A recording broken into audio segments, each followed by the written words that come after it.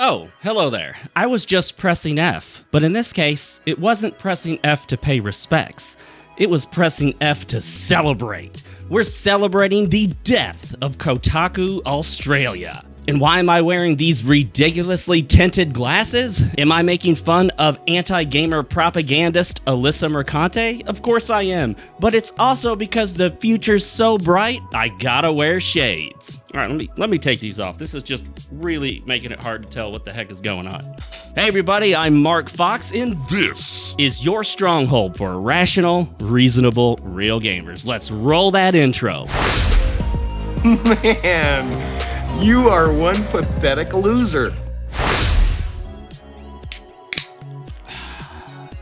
Here's cheers to the death of Kotaku Australia, a garbage anti-gamer propaganda site that nobody is gonna miss.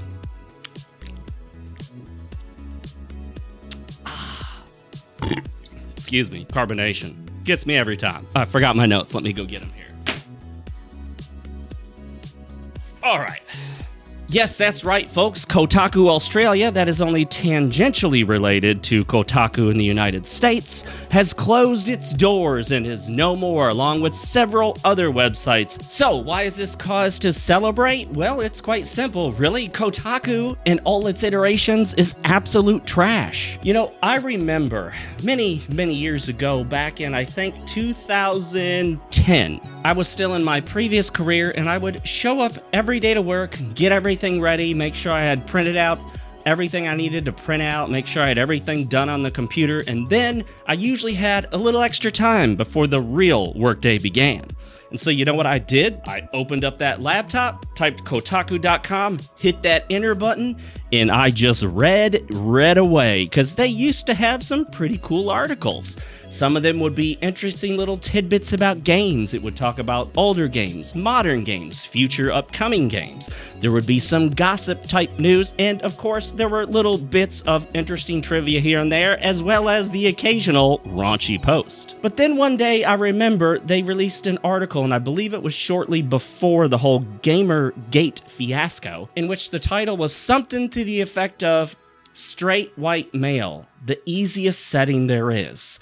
And that was the clicking point for me. That's when the light bulb went off, that something was really wrong at Kotaku. And of course, Gamergate was the realization for many of us that keeping politics out of games was impossible. Politics had come, it was here, and it was here to stay. While we did initially fight it, hoping that the whole Gamergate backlash against the horribly corrupt anti-gamer propagandists would push them back into the hole they came out of, it didn't quite work that way. Instead, they became a little more cautious. People used to mock and laugh at the idea that it was about ethics in games journalism, and yet the result of the Gamergate backlash from the gaming community was that many websites, including Kotaku, updated their ethics policies and stealthily updated many of their articles to include disclaimers about connections to the people in the games they were reviewing or talking about. So the ultimate result of a movement whose adherents and proponents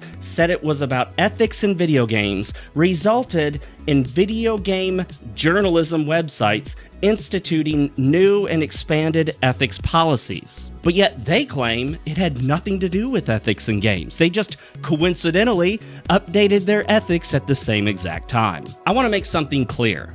Do not feel sorry for any of these anti-gamer propagandists losing their jobs.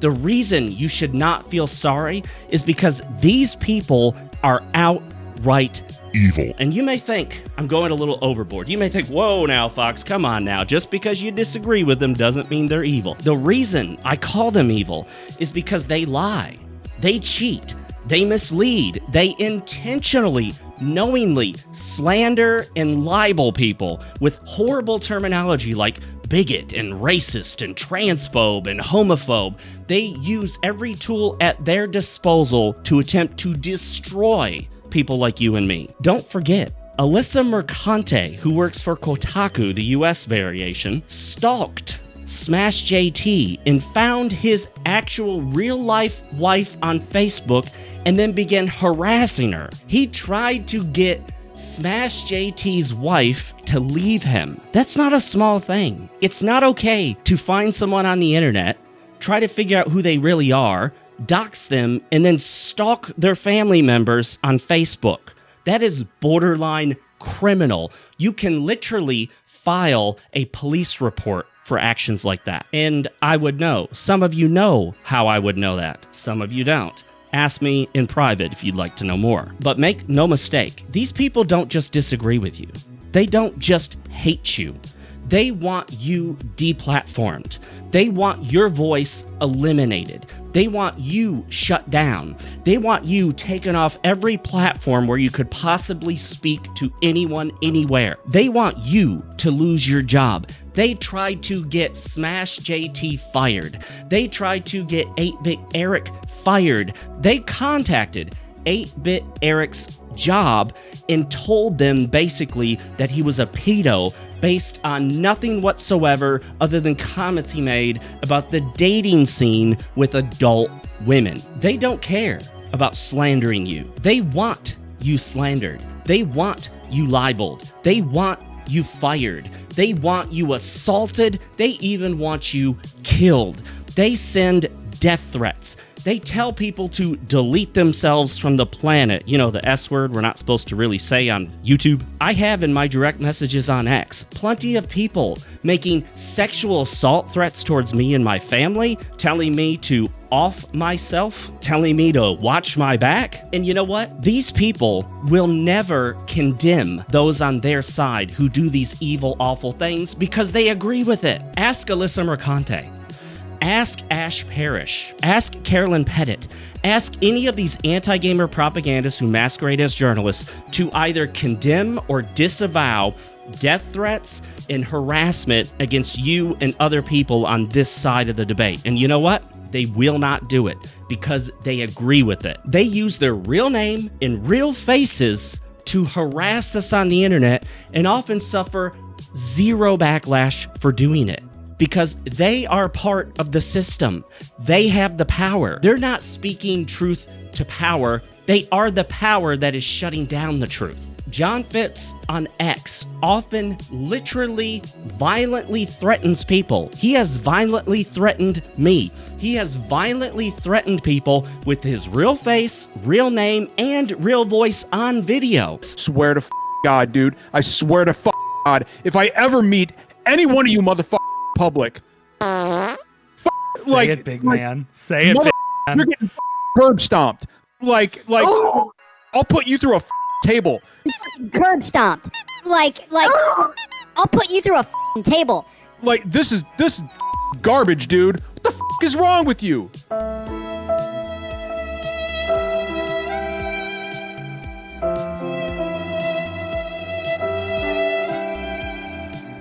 And yet, no one on his side has condemned what he's done. He's suffered no repercussions. Nick Calandra got Smash JT's website taken down with false accusations.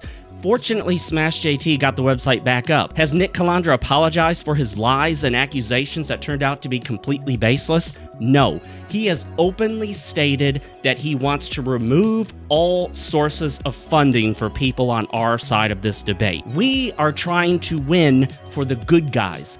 They are literally the bad guys. This is about as clear as it gets. A division between us, the good guys, and them, the bad guys. They are literally evil. How more evil can they get than celebrating the death of people they disagree with?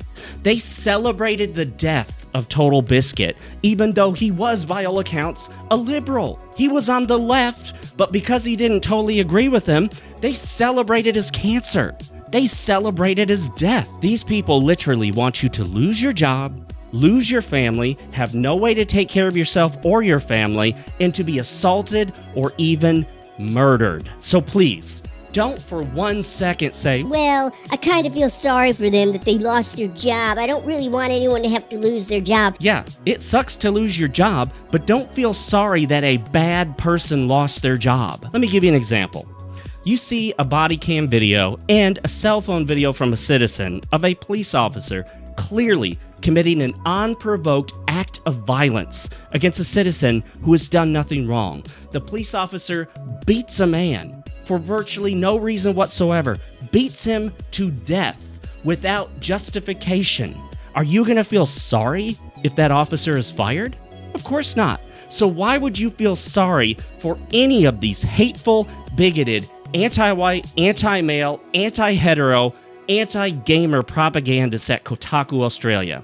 No.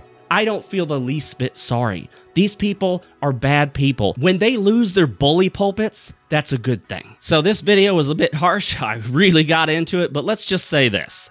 There is nothing but cause for celebration here. Any variation of Kotaku shutting down is good. Anything related to Gawker or the former Gawker website shutting down is good.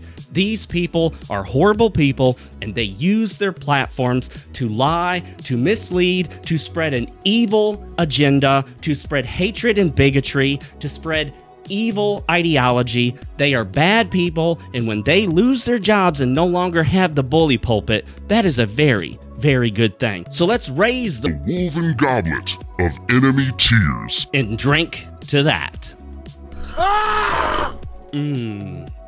Salty indeed. No, Mom, I'm not threatening anybody. I'm talking about other people threatening people. I'm not threatening anyone. Yes, I cleaned my room. No, okay? Mothers. Thank you so much for joining me. It's been an absolute pleasure to have you here. I love each and every one of you that tunes in, hits the like button, subscribes, notification bell icon, and leaves a comment. I do read them all. If you want to converse with me, then the best place to do it is on X. Follow me at RealMarcFoxx on X, formerly known as Twitter. A huge shout out and thank you to Drunken Dwarf, an awesome guy, and another awesome guy, Real Gamer, Cornelius Nolan. If you'd like to join the channel and support me and what I'm doing here, it's as cheap as $1.99 a month. Click the join button, do it now. And if you'd also like to support me, you can buy my book, New Tokyo. It's sci-fi, cyberpunk, light. It's available on Amazon and Kindle, Kindle Unlimited, and paperback formats. And I never miss an opportunity to shill Magician on the NES. This game has nothing woke in it, and you won't see a single anti-gamer propagandist masquerading as a journalist in this game. If you haven't ever tried it, you should give it a shot. Magician on the NES. Again, thanks for joining me, and as always, my friends, for Fox's sake, stay real, keep playing, and never forget, whenever an anti-gamer website is shut down, that is cause for celebration.